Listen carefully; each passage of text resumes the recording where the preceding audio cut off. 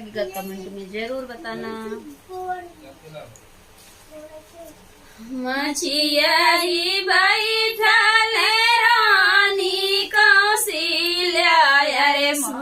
मोतिया बरन चुवैया सुरे ललनवा रे मोतिया बरन चुवैया सुरे ललनवा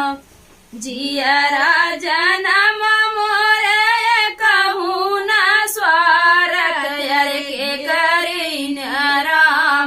कुंवर रे ललनवा रे जे करे नीराम कुंवर रे ललनवा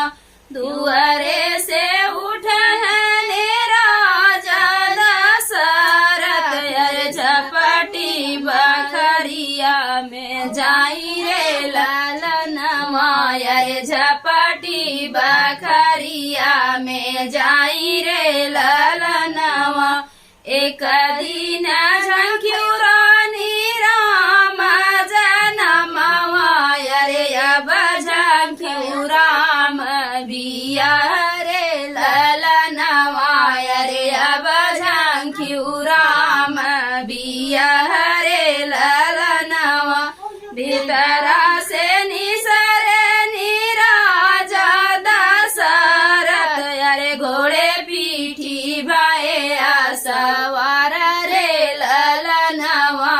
रे घोड़े पीठी भाए सवार रे ललनवा जाई के उतरो ही जनक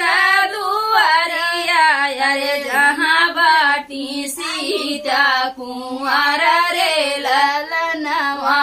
रे जहाँ बाटी सीता कुंवर रे ललनवा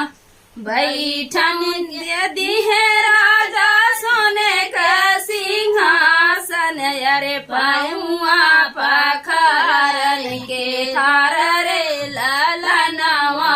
रे पाऊआ पखारन के थार रे ललनवा बैठन के दिहे राजा सोने के सिंहासन रे पाऊआ पखारन के थार रे ललनवा रे पाऊआ पखारन के थार रे ललनवा अब राजा दशरथ पिया ठंडा पनिया रे कहूँ अयोध्या के हाल रे ललनवा रे कहूँ अयोध्या के हाल रे ललनवा हमारी अयोध्या में खानी कुशलिया रे प्रेम कुशल संसार रे ललनवा रे प्रेम कुशल संसार रे ललनवा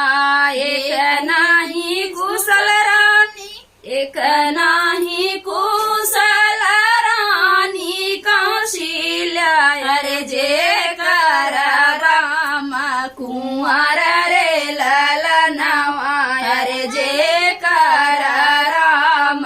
कुंवर रे ललनवा जाए दामोर समधि माघ फागुनवा रे आवै जेठ आषाढ़ रे ललनवा रे आवै जेठ बैसाख रे ललनवा मोरे घरे बाट समधि सीता रानियावा रे राम राजाई बिया रे ललनवा रे राम